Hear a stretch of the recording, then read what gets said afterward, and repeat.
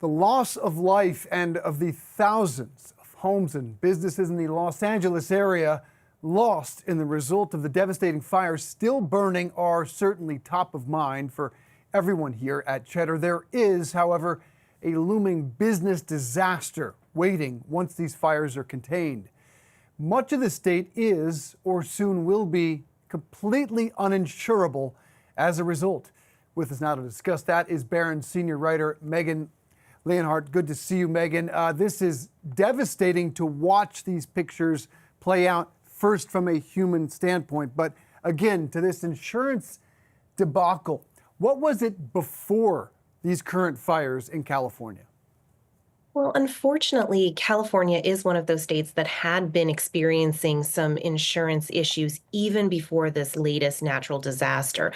So, companies like Allstate, for example, moved out of this market years ago because many parts of it are just really uninsurable by the company's standards. Now, keep in mind that there are sort of insurers of last resort on sort of the state level, but obviously when those claims come in, especially from a disaster of this magnitude, that could be incredibly challenging to navigate, not only for, homeowners as well as, state officials and of course regulators and things of that nature, but also sort of looking towards the future here. I mean, we're seeing across the industry, stocks being down today because of the potential impact here. And even, like things like renters insurance, like Lemonade, for example, also kind of having a pretty bad day. This could spell big disaster for not only California, but also other states that have been in a little bit more of a perilous situation. And by that, I'm sort of thinking of Florida, for example. Florida is actually a pretty good playbook for what we could see play out in California. Now, when it comes to Florida, most of their natural disasters do stem from things like hurricane issues. And of course, we had a very active hurricane season this past years. So it is sort of interesting to see we're having to grapple with that in Florida. We're having to grapple with these wildfires now in California. And unfortunately, the pace of these disasters is something that is a little alarming in and of itself. I mean, you go back a couple of decades and we may have had $1 or $2 billion type of natural disaster events. Now we're having several over the course of only a couple of months. And that means that things like relief aid and, federal dollars are stretched very, very thin. And of course, in these situations, every dollar can really count. Yeah, State Farm in April of last year canceled policies for 30,000 homes. 1,600 of them were in the Pacific Palisades, where, of course, this very fire is burning. You mentioned the insurer of last resort. What is the FAIR plan? How does that work? I mean, look, the FAIR plan is designed essentially to be an emergency kind of situation. And that's what homeowners in California are facing when it comes to this. So in many cases, when you cannot get insurance as a homeowner because you're deemed to be in a very high risk area that's prone to many of these natural disaster type events, you do have to rely on these insurers of last resort. And, that means that you may be, spending a bit more. There may not be the options to shop around like you would normally find in, other areas of the country. And unfortunately, they are sort of sitting at a precarious situation right now, because then you do have these disasters come in, the dollars, pool out. And of course, you may be left with a number of issues when all the dust settles from all of this. Yeah, that FAIR plan saw an 85% increase in policies in the 12 months ending in September. That is remarkable and, quite frankly, unsustainable. Back to the private market, they're typically not allowed to raise rates beyond a certain legislated level, which was 7%. Allstate raised their rates 34% in California. That was with legislators' permission. No one's sitting here sympathizing with insurers in this climate right now, but are they on the verge of bankruptcy if they do continue to insure homes in California? I think that insurers have to look very carefully at their books of business these days, and they are. Obviously, it's been a rough ride for insurers, not just in the homeowners segment, but also things like auto insurance over the last couple of years. Yeah. So it was really interesting because insurers were actually doing, pretty well heading into the pandemic and even, a little bit, into that 2020, 2021 period. But then they really did start to see margins get hit very, very dramatically. And so it's been a rough couple of years for the insurance sector as a whole. And of course, things like this, when we do have these big natural disasters in terms of wildfires, hurricanes, of course, even winter storms. I mean, sometimes they bring, massive hail and ice and things of that nature that can be really damaging to homes and cars. So those kind of situations do end up sitting there and getting factored in. Now, of course, the insurance companies do employ a ton of people like actuaries and whatnot to really map this all out. Unfortunately, because of the severity and the frequency of these natural disasters, in many cases the math isn't mathing. And Yeah. so you do have insurers, leaving these markets because they just can't make it work.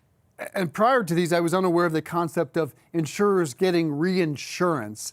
How does that work? What is reinsurance? Reinsurance. How much time do we have for this segment? It's a complicated issue, but basically it is one of those situations where you put it very nicely, insurers getting insurance. I mean, it is a secondary market and it is a little bit of a black box, I think, for most Americans. Bottom line is this could have ripple effects beyond just, what we're seeing on the headlines. And so of course, when we're sitting there and looking at this, I mean, look, AccuWeather has sort of put out one of the initial estimates that this could be, an up to $57 billion event that could create, significant damages. And of course, that's just really focusing on sort of the property damage aspect of all of this. I mean, we also have sort of economic issues at play here as well. So, this is obviously an area of California where, the LA region, you've got the movie production industry, you've got a number of industries very prevalent here, and that could create job losses and, of course, lead to not only state, but potentially federal economic implications as well.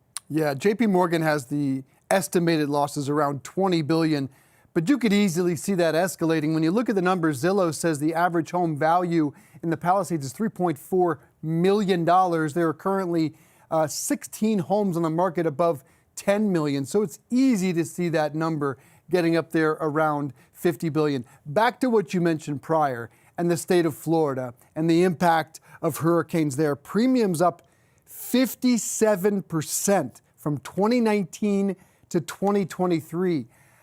I hate to ask, do you think this could eventually remake the map? People moving away from Florida because they simply can't insure their homes, and people moving away from California for the same reason? I think that we've sort of seen in Florida that, this has created challenges, but perhaps not insurmountable challenges, at least not yet. So, certainly in the aftermath of any kind of natural disaster, you do see folks, picking up and leaving. And, that was prevalent in this, latest Atlantic storm region,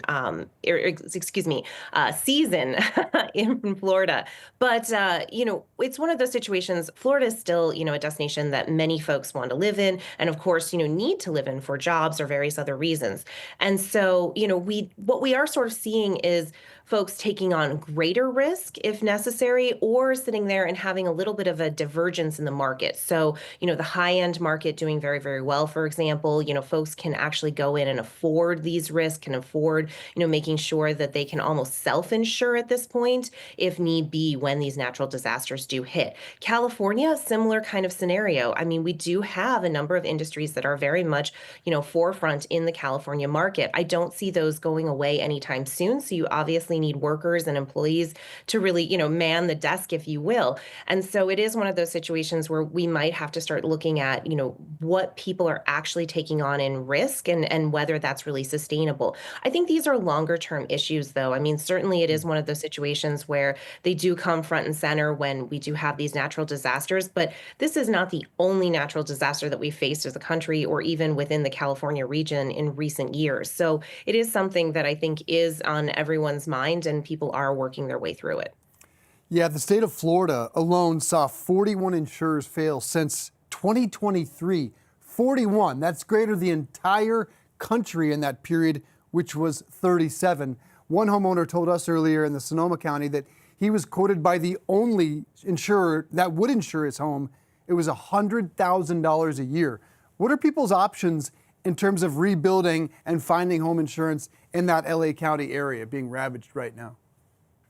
Honestly, it's going to be a long, slow process, I think, for anyone who was devastated by these fires that are raging right now. And I do hesitate to point it out, but I don't know that we're finished with this particular episode. So it feels like Yeah. we're in the midst of everything. And so, we are going to have to wait, unfortunately, for the lack of a better term, smoke to clear when it comes to some of these kind of issues and of course what the remediation could look like. Of course, for homeowners that did have insurance, they're obviously going to file their claims, and work their way through that type of process. There may also be federal aid money that does become available, some sources like FEMA and whatnot that could potentially step in these kind of scenarios. But beyond that, I think that there's also an idea that we have to kind of grapple with on, there are, you're right, to your earlier point, going to be people that say, I've lived through this, I don't really want to do this again, particularly when it comes to wildfires. I do feel like the number of folks that we've seen in the last couple of years, for example, when we've really had these big wildfires, the sort of relocation of, the sort of survivors and victims, unfortunately, is pretty high in these kind of cases. And it is actually higher, I think, than other natural disasters. And the other financial story we'll probably hear in the days to come is of the impact of those $17 million in cuts to the LA County Fire Department, which are certainly getting some focus now. Megan Leonhardt, senior writer at Barron's, really appreciate the time on this busy day. Thank you. Thank you.